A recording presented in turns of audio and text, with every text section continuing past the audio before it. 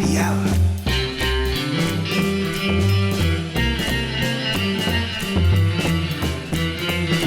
Night attacks happy hour.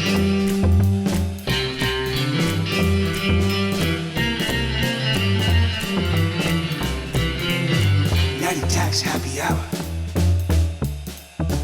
Dig. Yo, Justin, how are you, sir? Yo.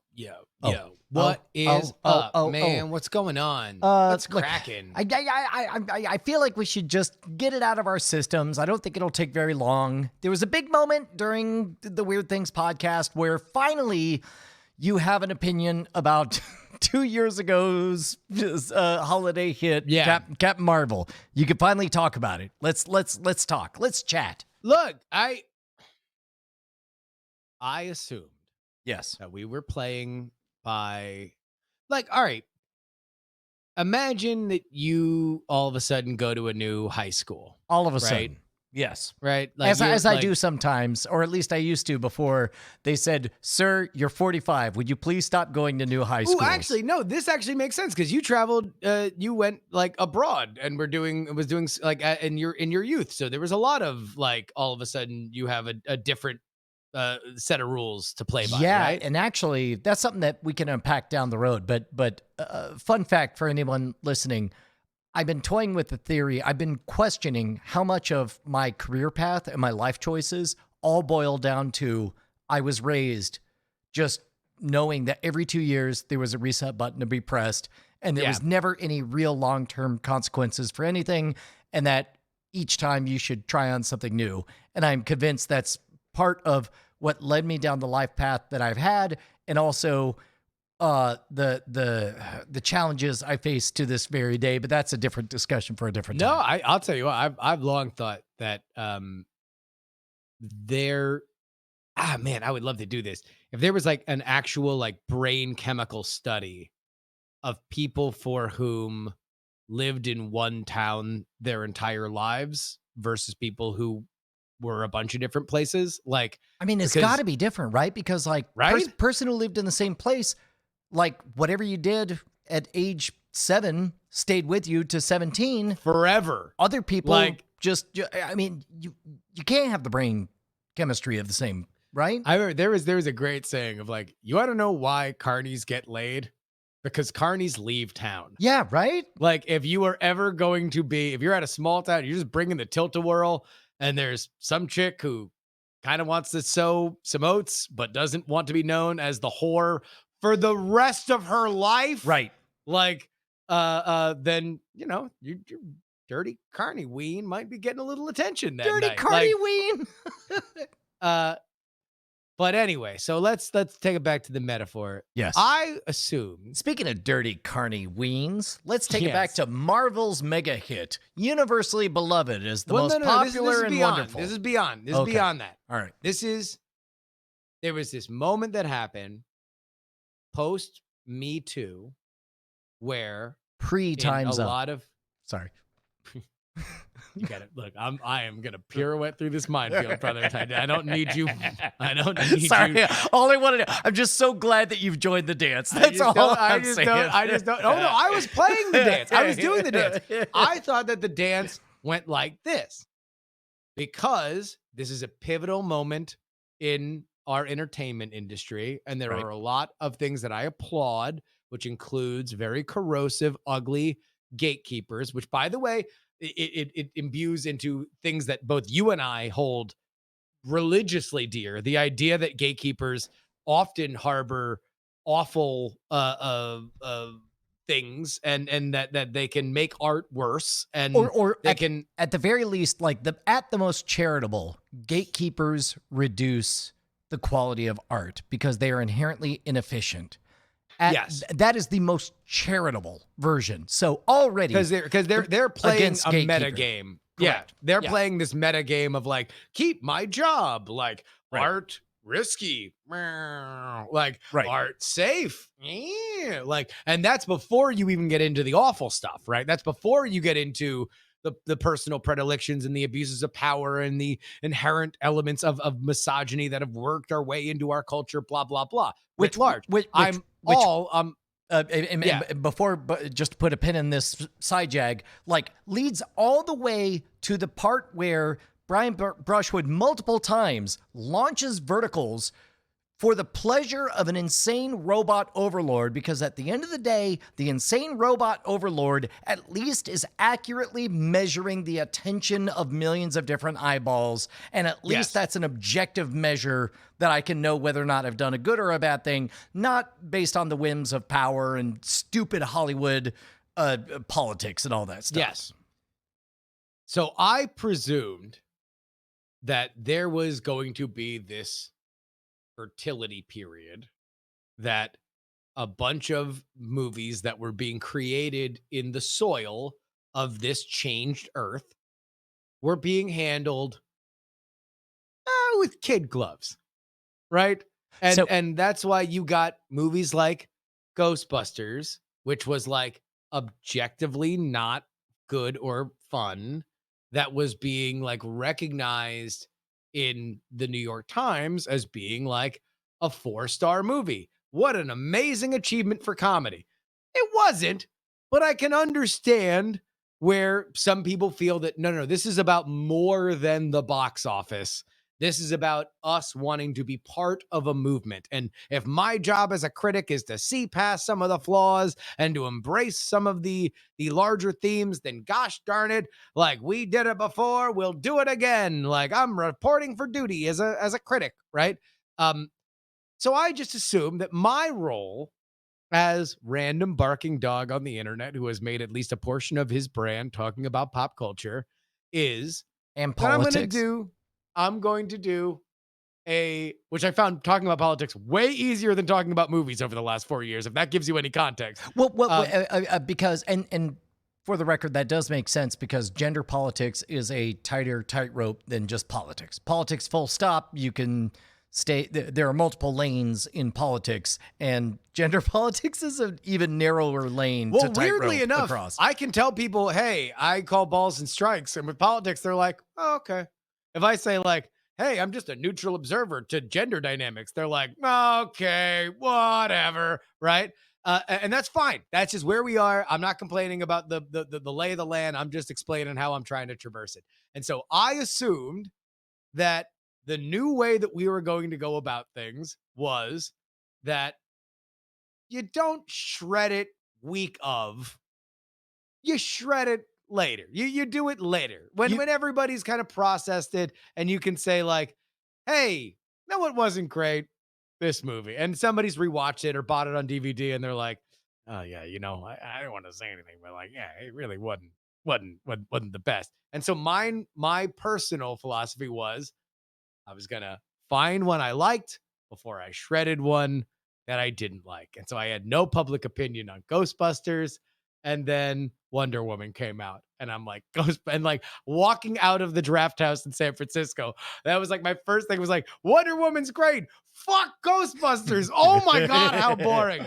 And then Captain Marvel came out, and I knew that one was like, because that was the combination of the power of Marvel plus this idea of like, we feel invested in a female-centric franchise getting off the ground.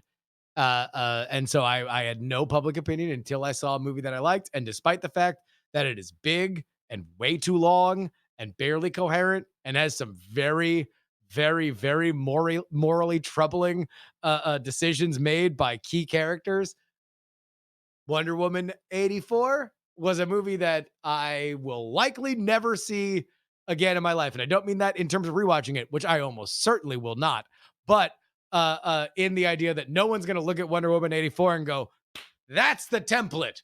Finally, 2.5 hours, and we spend all this time on feelings. No one's ever going to repeat that again. It'll go down as at best a noble failure, and I loved every inch of its authenticity, and that's something I cannot say for Captain Marvel. Okay, before we move on to Captain Marvel, while we still are praising Wonder Woman 1984, yeah, can we talk about how fucking fucked up the weird rape is in that hard R rape?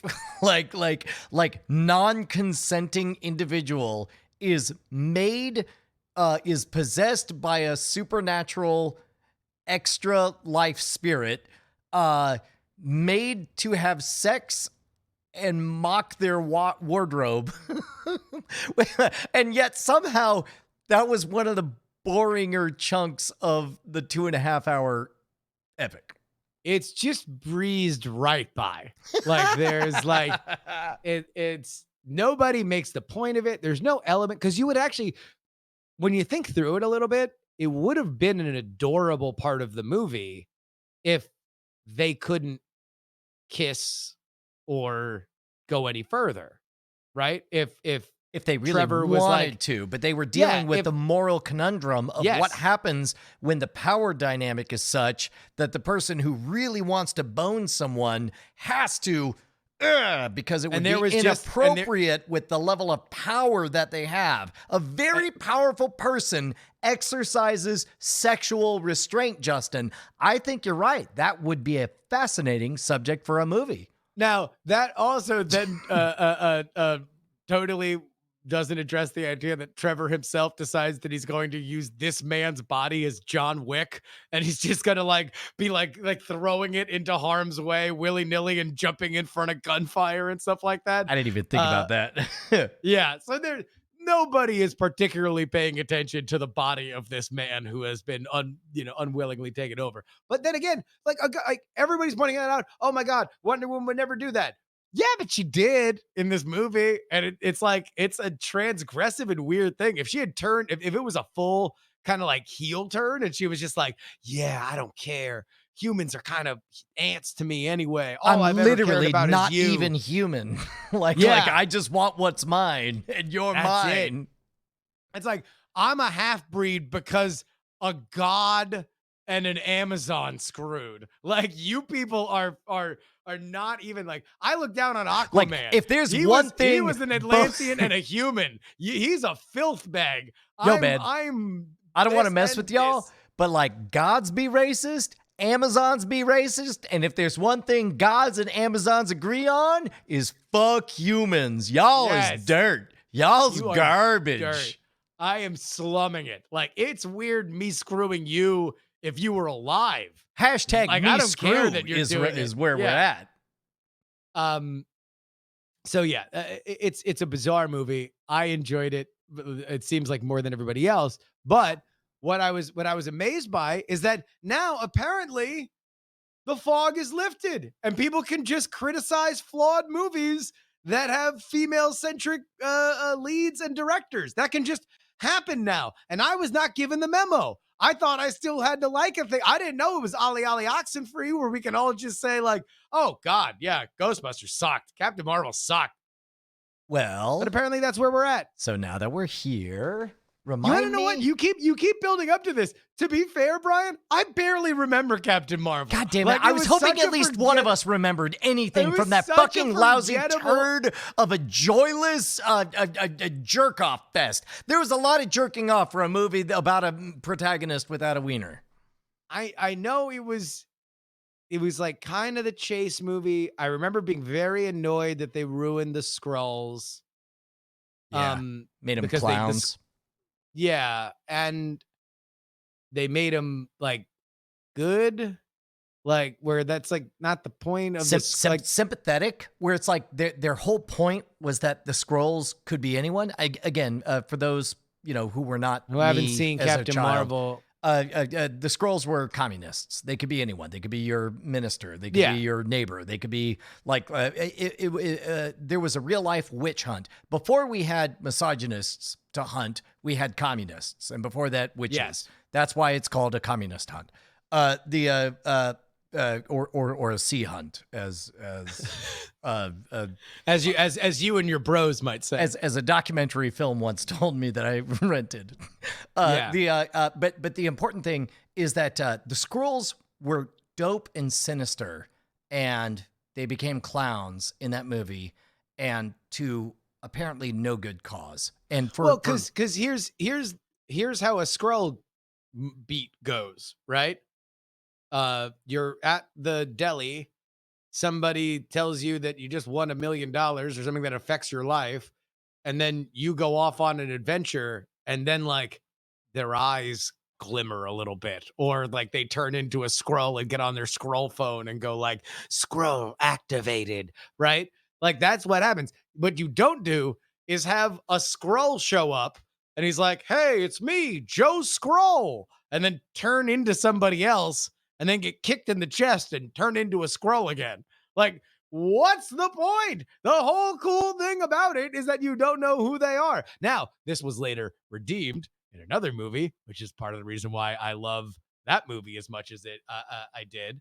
Oh wait, you didn't like the Spider-Man thing? I did not care for the undoing of so the moment we're talking about, spoiler for Spider-Man movie, is that basically you have a movie where the weak point of the movie for 2 full hours is like, that doesn't seem like something that Nick Fury would do.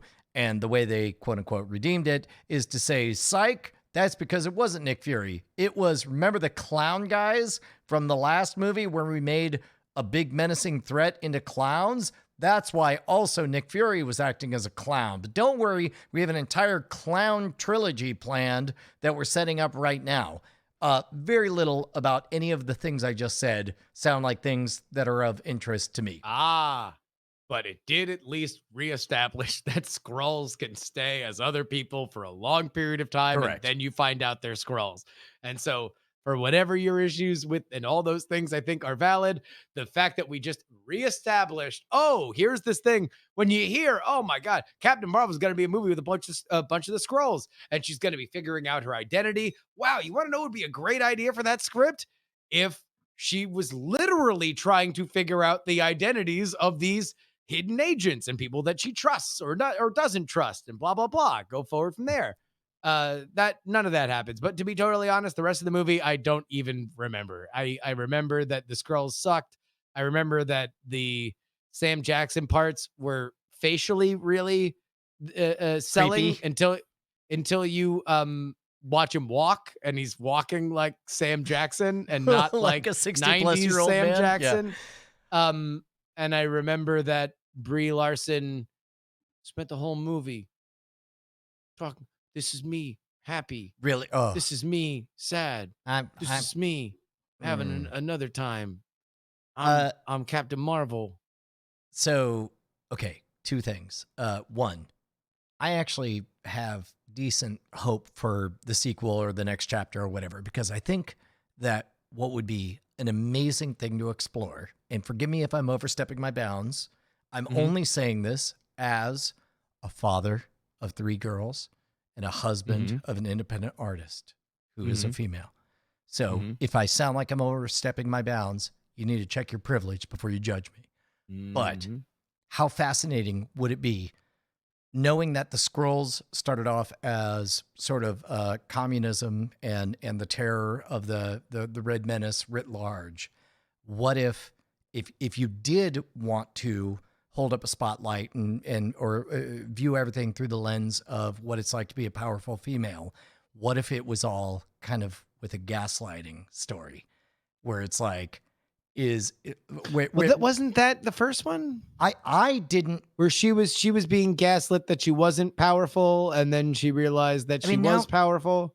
now that you're saying it, I suppose you're 100% right, but if, I don't know, it wasn't done in anything close to a believable way. Like it was cartoon. Like the very first scene is her crushing everyone and kicking ass, and then being told in the least convincing way ever by somebody who is objectively a bad deceiver, Jude Law, you're not very powerful.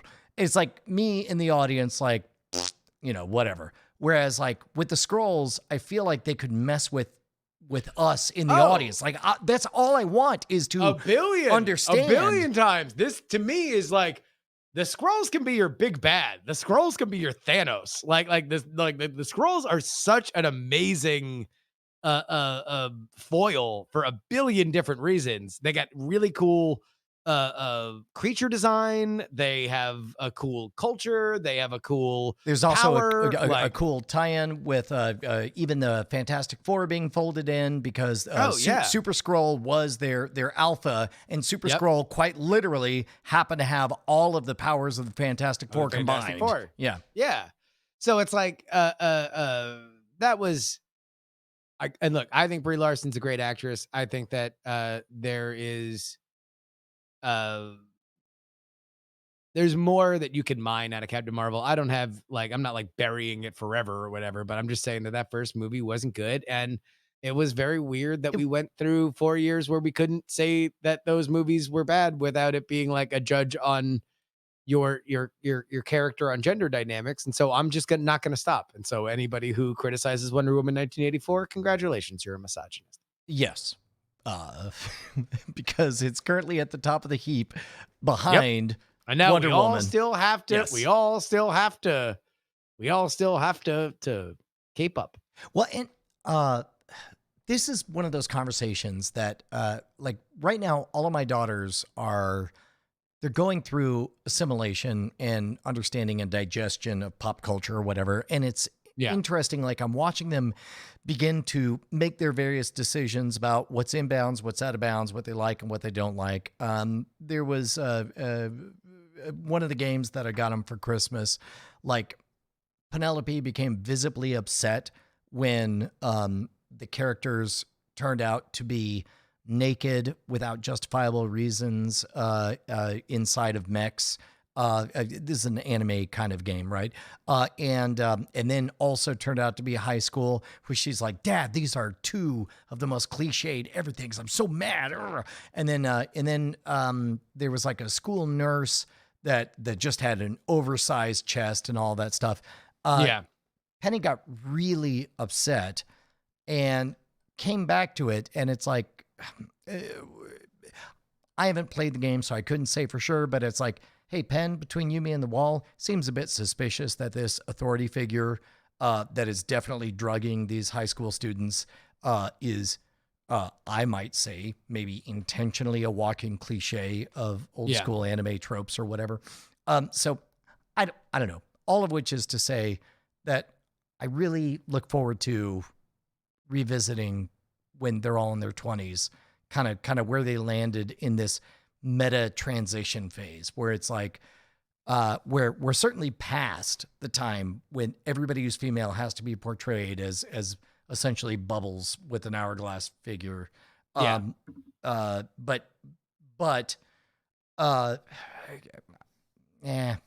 I don't think I have the words for it, but also I'm part of the old power dynamic. Gen X, we're the problem.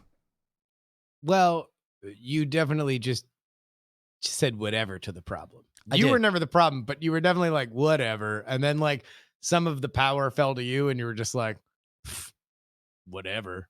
Like I didn't ask for it. I mean, power just fell on me. What are you and then gonna the do? younger generation like actively went to work, like full all in, giving it their all to fix the problem. And me and my generation are just like, way to go. Seems like a lot of effort. Is that encouragement, Dad? You're like, I don't know. Is it? I know. You take off your big puffy Walkman headsets and Mud Honey is playing. He's like, "Did you say something?" I didn't think so. Sorry, getting another tattoo on my face, which is normal now.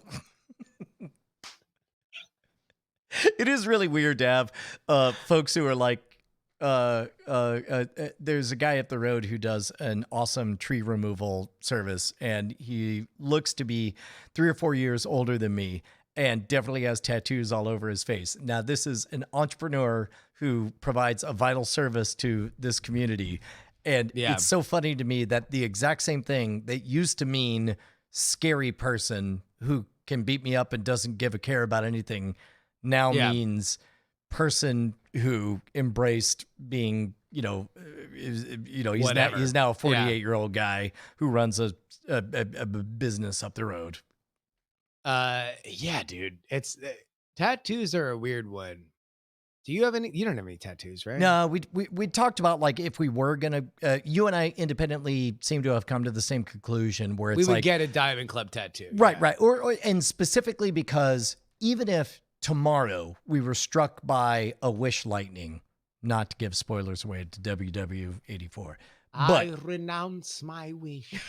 even if like there's no taking away the fact that by this point 1/3 of both of our conscious lives has been spent as part of a tribe. Yes. You know. Yes. Okay. that's real quick. We're gonna get right back to this touching moment. But remember that point in Wonder Woman when they just randomly fold in the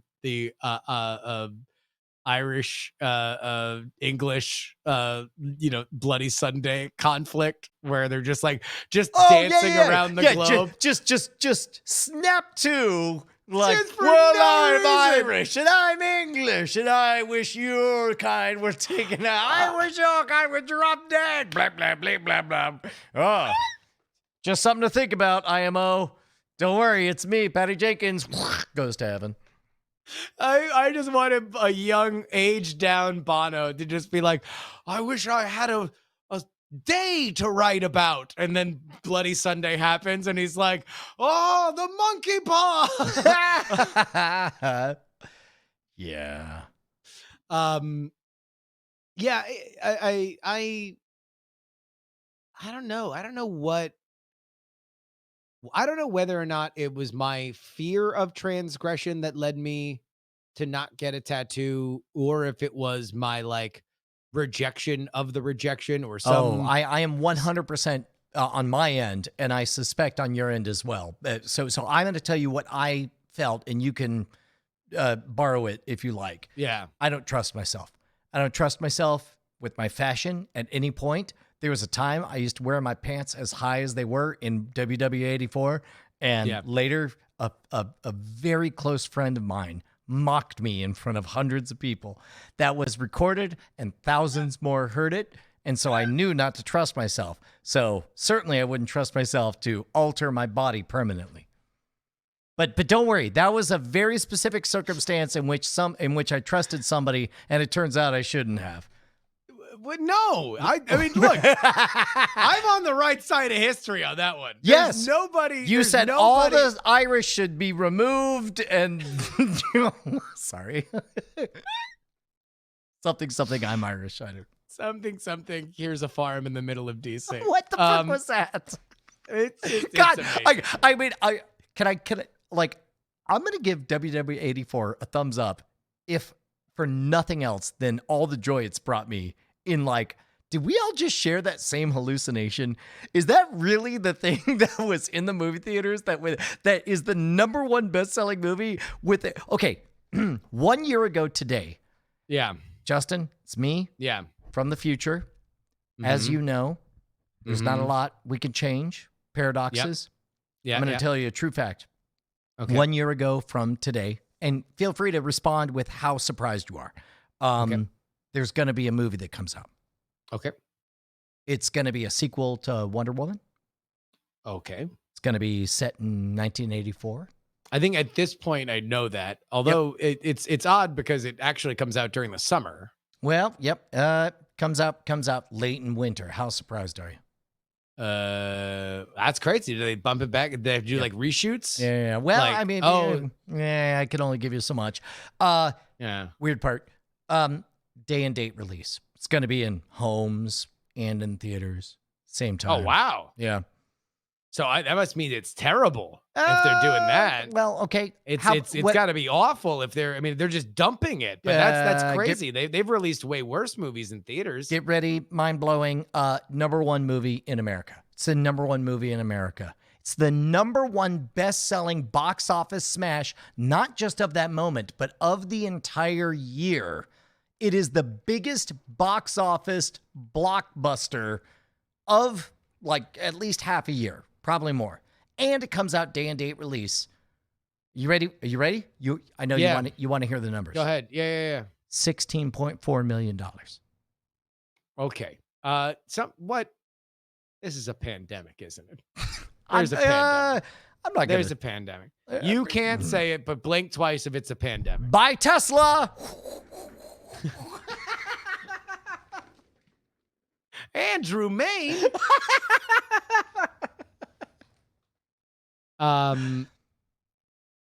Yeah, dude.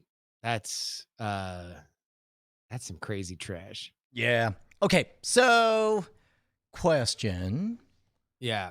Now that we've just watched Wonder Woman, how much interest do you have in just maybe turning on the old Captain Marvel for comparison? Just on in the background. You don't have to watch it. No? No. I don't want to hate it.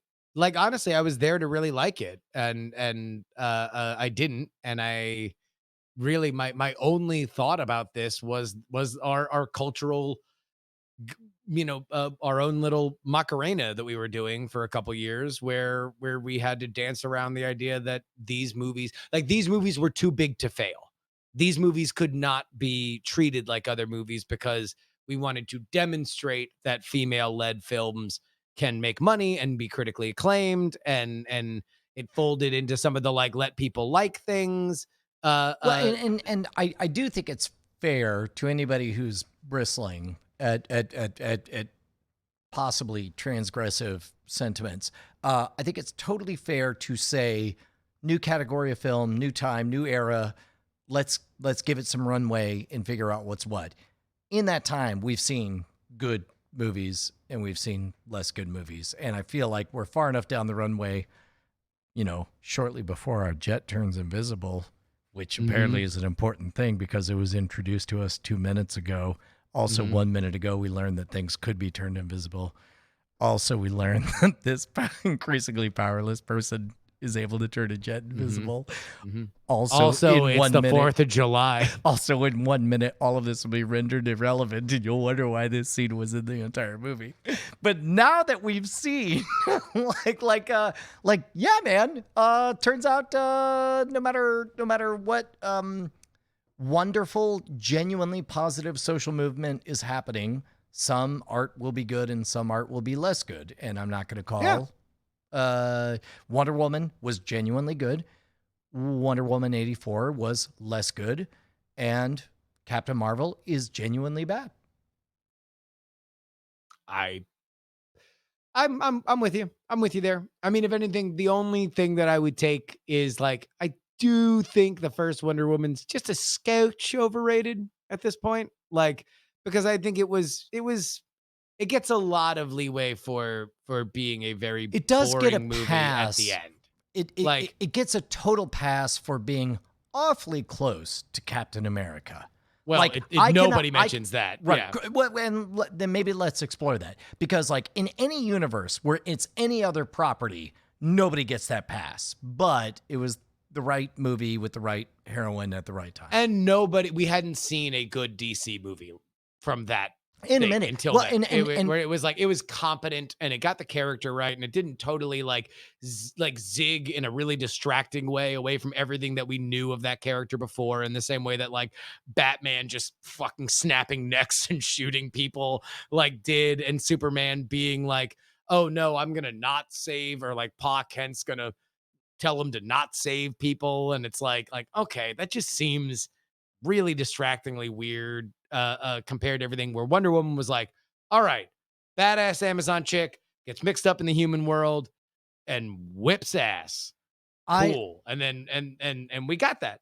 I will say that WW84, which unfortunately requires more syllables to say than Wonder Woman 84. WW84 or Wonder Woman 2. Yeah, exactly. Yeah, exactly. Weirdly, I want to give it credit for somehow getting closer to the real spirit of DC properties.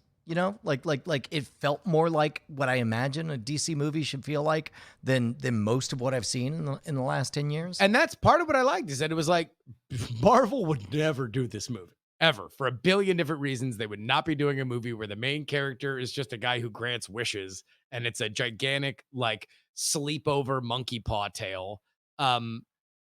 But that's fine. I would rather there be a place where this happens. Yeah. All right. If I can confess, freaking loved the Wish stuff. I like with that. I was in. Yeah. Like with that level of big motion covering the small motion, I was all in. Yeah. No, absolutely. So was I. In fact, Brian, I'm going to make a wish for you to cover for me for about 10 minutes as I have a bathroom emergency. 10 minutes. Okay. All right. Well, let's talk about what it's like to have 10 minutes. Here. First of all, we'll go ahead and take me full screen. Probably should go ahead and mute Justin. You mute that old opes. Let's do Q&A on why Justin is misogynist, because that's fucked up that he does not like for the first I've always no, sorry, I can't even pretend. Why don't we do this? I know that Meryl Barr is out there right now. Let me go ahead and open this up. Meryl, go ahead and call in. Because Meryl, for those of you who don't know, bit of a Hollywood insider. I would love to hear kind of his hot take on the Wonder Womans. I assume that he saw it. One thing I've not heard discussed all day is Pedro Pascal without a mustache. I did not know a face could look so unnatural without a mustache. But I've never been a fan of mustaches. So there's that. Jackie Hearn says, I like my shirt. Good, because Bonnie got it for me for Christmas. And as a matter of fact, I'm slowly walking my way through, I think she got me like 6 or 7 or 8 shirts. And the anxiety that I feel with clothing is primarily related to whether or not it's going to turn out to fit or not, which you really don't know when you just try it on. It takes a little bit to figure that out. So she literally wrote down, along with this comes the fact that I will return and swap out whatever sizes do not fit. So every single day, I'm going to wear another of the shirts and make sure that they line up correctly. Uh-oh. Why, thank you. Zoe brings bacon. It says the color looks good. So, question mark. Man, I legit don't know where I'm at. Hello. Meryl Barr. Yes. Why do you hate women? I'm not.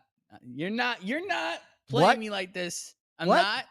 Nope. I'm No, not. I You will not said suck me in. I don't know what you're talking about. You watched Wonder Woman 84, right? I did. Yeah. What'd you think? Ben Franklin in the chat is just shouting, "Hang up, Meryl! Run! Run!" I mean. By the way, Justin, who is now back, being handed an empty mic in his stage, I said, "All right, Meryl, now's a good time." And so Meryl showed up just in time for my first question to him to be, "Why do you hate women?" Oh, yeah. Answer. Look, here's what I wrote. Here's what I wrote on Twitter about the Why? movie. Yeah. It's soulless. Oh, That's no. what it feels like. No. Oh my no, God. actually, Yeah. no, there's crazy soul. Like people are having a think good so? time. Oh, yeah. There's But- too but- much. but Like I- in the way that Doctor Who has too much soul. There's too much joy and too zany wackiness happening. You want soulless, you go to a Marvel franchise. So here's what I also wrote, because I knew that Justin, I had the same fears you did, but also I do want to speak honestly, and this is my understanding that business comes into play. This is a movie that was made in the middle of a corporate takeover of the parent company, and it started production with not development. It started production with one set of bosses and ended production with a different set of bosses. So the reason I'm not making any other comment other than it feels soulless is because on a corporate level, I can feel where the executive team changed, and then everything went to shit on production. I think you're reading it. I to me, Patty Jenkins is very capable of making a movie this bizarre and overstuffed. If anything, I would say in terms of the executive changeover, nobody was going to tell her, "Hey, cut an hour and 15 minutes out of this, and then we'll release it, because As- certainly as there an was nobody hour-long in the room to special do that. on the But WB. also, first of all, 2.5 hours is pretty standard for a superhero movie these days, especially one that was originally supposed to come out in the summer. Like, I think it Oh, was always going to be 2.5 hours. I mean, Uh, it could have been. Yes, It it also shouldn't it be. also could have had 2.5 hours of content. The question is not was it 2.5 hours, and is 2.5 hours an appropriate length for a movie? The question was there 2.5 hours of story in here? And I think less so. No, I and I liked think- it. There wasn't. Look, there are also, I think there are critics who have said it better than me about a lot of the very weird, beyond the weird sexual assault thing. Like, there's a lot of really weird politics contained within the movie that I understand if you're gunning for a throwback feel, because like this, we're gonna make a movie that feels like the Superman Donner era, which is like what the first one was. But also, I think back to what Feige and the Russos said when they made Winter Soldier. And that was that the first Captain America movie was that throwback movie. That's why they got Joe, what was his name, Johnston, to direct Yeah. it, because it's like Yeah. that. He got that. It the was guy it who was does it was Indiana Jones Rocketeer, like, Right. you know, But- nostalgia, punch 'em. Right, Right, but also on top of that, like the brilliance of the first Captain America movie was the inoculation against everything that we were bristled, like we were all on pins and needles, fearing that it was going to be too cheesy, too hokey, or whatever. And by leaning so far into it, and by making even Captain America hate that aspect of it, it got all of us on his side. As far as like unironic, how about America just kick some ass? Yeah. So they do that movie, and then they all agreed on a creative level. Okay, we did the throwback to the golden era of the character. Now we have to do we're gonna ramp him up and put him into an espionage situation in the modern day, and he's gonna go up against Robert Redford, and Hydra's involved, and there's a lot of like weird double agents, everything like that. And they're like, we have to upgrade the character. And I look at this movie and I'm like, okay, DCU internal movie logic says Wonder Woman came up in World War One, did her thing, and then supposedly stayed off the radar until Batman v Superman: Dawn of Justice, and Bruce goes, "Where have you been this whole time?" And I'm like, that's a perfectly fine arc through and through. That means that the sequel had to take place after Justice League. Show me where she's at now. And like, I feel like what really hurt this movie was the 1984 setting. Like, Mm. there was a lot. There's a thing. See, Mark Meryl, if I can cut you off here, I think that sounds like a critique of the film, but all I'm hearing is the problem is that there's a woman starring in would it you and stop? a woman Would writing you it know, and a you don't woman get to play directing it. both sides of this. I, You're like, oh, you no! mother- You know it. No one takes this away from me now.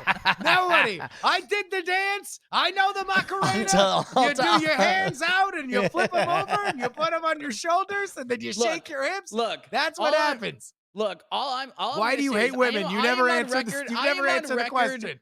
I am on record not liking the HBO show Girls long before it was okay to not like Lena Dunham as a person. No. Everybody hated I'm Girls. way Girls was early. insufferable. Girls was like, insufferable.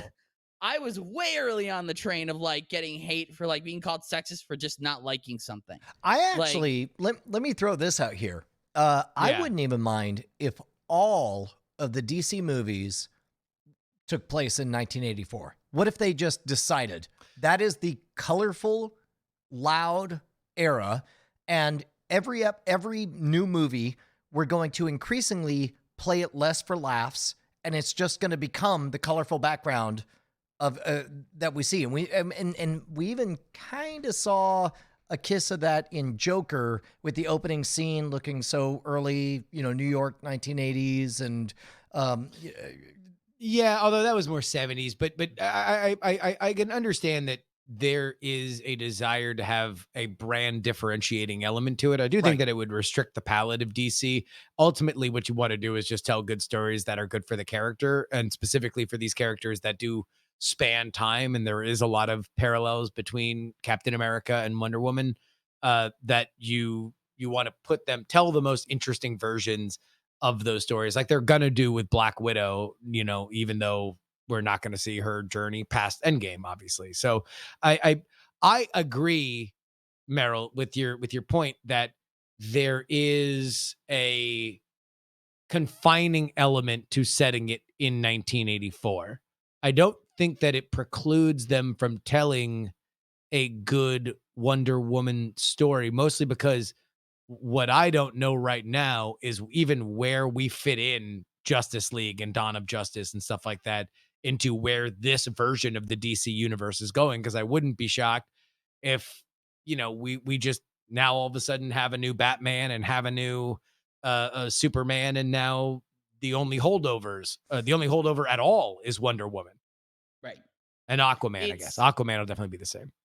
I still have to see Aquaman, by the way. It's been You on gotta Netflix. watch Aquaman. I rewatched Aquaman after I watched Wonder Woman. Most of Aquaman. See, Most now, of Aquaman. It's so Aquaman, good. at least what I've gleaned from all the clips and trailers I've ever watched is it is the movie I think Wonder Woman wanted to be. Wonder Woman 84 specifically. Aquaman is that movie where it's so over the top. In the trailer are sharks with laser beams attached to their heads. Like, that is a thing in the trailer of Aquaman. And you just watch it going, okay, I'm going into this movie. It's going to be batshit. Like, let's play. The difference is Aquaman is actually a very rigid story structure. Like, it tells effectively this Prince and the Pauper kind of story in like a medieval epic. Like, it just happens that they're all underwater, which makes for these great physical gags where like the main villain is like just doing like main villain shit, and he's like yelling at his advisor, and he's like, "Indeed, crush the enemies." And then he just goes to a full body shot, and he just like dolphin like just moves like backwards. I don't know. So I fucking good. I found it so distracting. Like, they're battling on the top of a cliff. Someone falls off the cliff edge, almost into the vat of lava at the bottom, and then remembers at the last the drums while this is all happening. That's right. And then they remember, oh wait, I can swim. That's a thing that you forget when you're born in the ocean and live your whole life in the ocean, is that you forget you can swim.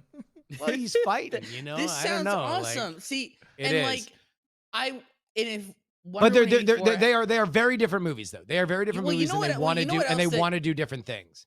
But I think Wonder Woman 84 didn't really know the movie it wanted to be, and here's my justification for that: is you go through this whole movie where if the movie had been tongue in cheek, everything probably would have worked. But they wanted to be serious with it. But then you get to the tag at the end of the movie with TV Wonder Woman showing up, as that goddess, as a little, and she's not going to be going further. It's just a little wink and nod, and she does a little wink to camera. I did not get any impression at any point during the entire movie that they were trying to play it serious. I got the impression that they weren't being wacky, but they were being Doctor Who level wacky. That's all I got the entire time. And in fact, at some point I realized this is a fine Doctor Who episode, and once I did, I had a fine time. Well, as soon as homie gets kicked through the drum in the mall, and then he comes out doing the gyroscope where like he's like holding on to the edge of the ring, and he's like flipping around like a penny you just flicked. Like, as soon as that happened, I was like, oh, we're doing it like this. We're getting zany. Like, this is zany and wacky. And like, that's the thing, is like, had it really just stuck to that tone and just kept amplifying on that, I think we would have had a really interesting movie. But then it does things like going to the Middle East, and which just really felt out of place and random. No. Heaven forbid. If you went to the Middle East, you might actually be having a real conversation. So instead, we'll go to Cairo, which is kind of like the Middle East, and we'll tell a story about somebody who believes his ancestors owned some land, which is kind of like the debate of the Middle East. But don't worry, it'll be safe, which is nothing like the Middle East. There's a critic named Dave Chen, wonderful person. He wrote a tweet that made me laugh so hard, where there is an Asian man I think it was an Asian man playing South Asian man playing a Jamaican who's actually a Mayan. A Mayan, right, reading the Mayan text. And he said, I think the movie's diversity calculator got thrown off, I'm like, yeah, that's the thing. Because the movie kind of feels like Yeah, a which is movie why that it's was so offensive, because they couldn't be bothered to get an actual Jamaican who is secretly Mayan. Yeah. Fuck you. Way to beige wash everything. I don't know what the right colors would be. It was that it's a good time to punch out. It was that it was it was like it was feigning diversity in a weird way, and it was just they casted it the right way, but then didn't let these people be genuine, and that was it was such a I don't know, weird dude. thing. Pedro Pascal was genuinely fun to watch. He was the best part. He's easily the best part. Although Kristen Wiig, I thought, really acquitted herself. I was expecting to really kind of hate her in the movie, and especially when I read a script leak about this movie, and that's partly why it wasn't dawning on me that this was going to be a goofy ass movie about wishes, because I had read on the internet that it was going to be a goofy ass movie about wishes, and so I was a little bit more prepared for it. The what carried it for me was the performances specifically of Pedro Pascal and Kristen Wiig, where it's like, that the Kristen Wiig character, I think, is the kind of tone that Patty Jenkins really, really wanted to do. When you read about the fact that she got fired off of Thor because she wanted to make it a love story, like the very female arc of and I think underrepresented in cinema of like female jealousy that isn't all about, despite the fact that Cheetah wants to kill her. Like the only reason why Cheetah wants to kill Wonder Woman is because Wonder Woman's going to take away the fact that she's special. Like that's the justification. That's a cool thing. And that, I think, is a very Patty Jenkins kind of thing. It's just, it's buried in about an hour and a half too long of craziness. The movie is absolutely too long. We all agree that an hour can go. Let me throw this on the table. Is there any doubt that there's not a single scene that wouldn't be better? Like if we're going to cut an hour, just Chris Pine and every moment he touches. Is there one moment Chris Pine belongs in this movie? No, he has to. He has to. Why? Because that's the reason why Wonder Woman just doesn't kick Pedro Pascal in the face in 5 minutes and the movie's over. The reason is that she has to get over the fact that she has her own monkey's paw bargain. Right, but so you have to sell that. There was a way to do. I think there was just a better way to handle the Steve stuff as a concept. Where I think what would have been more interesting. This is just me now rewriting the movie because I shouldn't. What do you know? Name 100 episodes of a single podcast you've hosted with Hollywood's greatest writers. I dare you. Then no one listened to. All right. So it would have been interesting to me if it's rather, instead of undoing the wish, I would have rather seen the struggle be, do I make the wish? Right? And have it be, she's got the ability to make the wish, and throughout the movie, and a vestige image of Steve pops up in her head, basically making the justification for his own existence, and she eventually has to reject him and let him go. And that would have been, instead of making the wish and then undoing the wish, I think it's much more powerful to say, here's why you don't make that choice. Because I'd rather see Wonder Woman decide to not make the choice, which is the correct choice, rather than undo the bad choice. But how do you represent that visually for an hour and a half? You just have you have Steve just appear as a thing in her imagination, or fishbowl the whole scenes. Like maybe it's not him possessing against his will another man's body to sexually exploit and to dress up as a clown, but instead I don't know, some MacGuffin that she goes to and touches, and then she's there with him and she has to smash the magic crystal ball or whatever. But it's magic, right? When you're dealing with magic, you could have made up another rule, one that was less rapey. Well, you know what the weirdest part about that is to me is, one, they do have a very slight moment where Diana says, I'm something akin to my boyfriend is in the body of another man, right? They point that out when they're in bed together. And then she runs into him at the end of the movie, now unpossessed. We talked about this, man. And her thing is I hit that. He doesn't even remember because I fucking roofied that shit. It's so weird. It's really bad. So it's really not great. It's not a good look. I mean, but then again, it's like, all right, so let me separate my enjoyment of this movie beyond the. I will admit it is not what I. All right, let me put it this way: of the people that I watched it with, uh, everybody, two of them had seen it, one seen the first one, the other one hadn't, and the two that had seen it, had seen the first one, were very excited for the second one, and they very much like the first one, and they fucking hated it. And I can understand if what you wanted was more of that like gritty kind of realism of the first one that then ends in a gigantic fight with a bunch of fire around them and her hitting a monster. Uh, then you're right. It was not that. However, if we're looking at it as this bizarre distortion, this almost like Alan Moore funhouse mirror version where all these instincts of the characters are heightened, then it's like, okay, well, would the woman who is here forever and has this vampire's curse where everybody around her will only get old and die, and she's here forever, and she's only really known love once. Like, would she actually blink if she were crossing sexual boundaries with somebody else's body? Like, no, I kind of bought it. I mean, like, yes, it's not Wonder Woman, the Underoos commercial, the like morality play, but as an immortal doing like creepy stuff that only makes sense on a long enough timeline, I totally bought it. Well, what's funny is I could buy her being into the echoes of her dead boyfriend in a new body. I can buy her letting go of the echoes of the dead boyfriend. I can even buy her, as some people suggested was originally in the script, her asking out the body that she was banging for the last few days on a date and moving forward. All of these seem like healthy physical manifestations of dealing with grief that you could go through. The only reason to not explore all those is because you don't have enough time. And then I remember how fucking fatty this 2 hour and 30 minutes movie was. They had plenty of time. They could have done all of those things. And instead, it's so weird.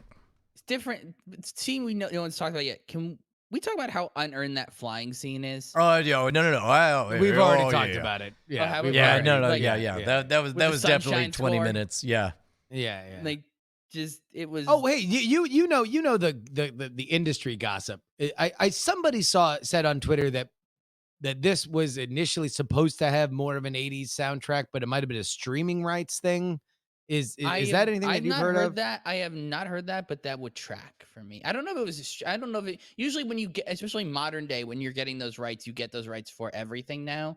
Like that's why a lot of old TV shows are having such problems because they didn't account for streaming back in the day. But nowadays, if you're getting rights, you're getting rights to cover everything. We've all agreed that the solution is for all music to be boring on everything so that it's as safe as possible. We had to deal with that with our fucking Christmas card. Like Bonnie said, I was like, the hardest part is picking the right music for the Christmas card and all that.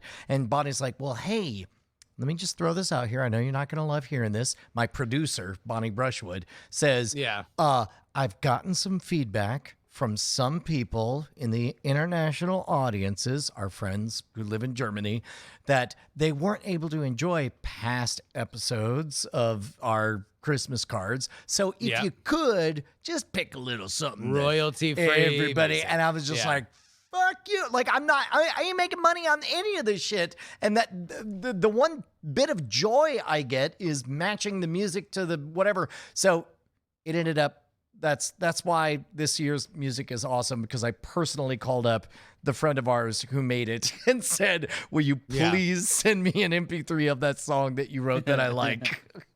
I remember when I was still the editor. Well, actually, this is the job that got me. This is the thing that got me the editor on Junk Food Cinema for a few years. I cut a trailer to the show for Brian because he wanted to cut together a collection of like the Patreon stuff to make an advertisement for the Patreon. And I called up my friend in a band, this really good surf band, and I was like, can I have this song? And he's like, yeah, that's fine, go ahead. And I was just like, this feels so much better than just putting on a piece of crap. Like having someone's like actual good music and knowing it's free and clear, it does make all the difference in the world. Yeah, but I guess, and it much like 1984, it's an artifact of a time gone by. It did seem weird that there wasn't more 80s music in the movie that like hangs the 80s shit on its sleeve, That would right? well, Which, also 'cause it's in which, the- by the way, would work in my alternate theory. Like all DC movies exist in 1984. Like that's the way you do it. If this is going to be one of 20 movies all set in that same year, then Well, the way fine. that- Don't keep making a joke out of it being 1980s. Did either Yeah. of you watch Gotham when it was on? No, I'm told Okay. it had Superman in it. The interesting thing about Gotham, on a tonal level, was the TV show is set in modern day, but half of it, like they don't. No one really has a smartphone. They all use flip phones. They all drive kind of old cars, but they do use computers. Like it's an amalgamation of like this cool gothicness with like some old timey stuff with some new stuff. And I'm like, if the DCEU movies were that, where it's like it's mostly the modern day, but people still use a flip phone, and the cars kind of all look like they were made in 1993. I think that would be an interesting way to go for all of the DCEU movies if they want to strike that tone without being. But they tied have to they a have time nobody frame. overseeing everything, right? And that's the reason No, why like really- Aquaman and Wonder Woman are just these wildly divergent, crazy different movies. They don't have a Feige. That's always been the No. criticism of DCU from they like Kevin Feige wakes up every day going, I want to make a Marvel movie today, and I'm excited to make a Marvel movie today. This will continue to be DCEU's problem until they find that person who wakes up every day going, I want to make an awesome Aquaman movie today. I want to make an awesome Wonder Woman movie. I wanna make- Another awesome Aquaman movie. Man, I have thoughts on this, but we're already at an hour. So I'm going to let us go. And then I'm going to say thanks to Meryl Barr for Thanks for having stepping me. in while Justin pooped. See ya. Then we're going to play the song again. Love you. Happy hour.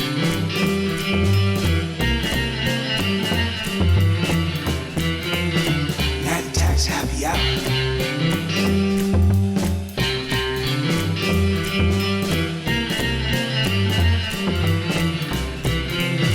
Night Attacks Happy Hour.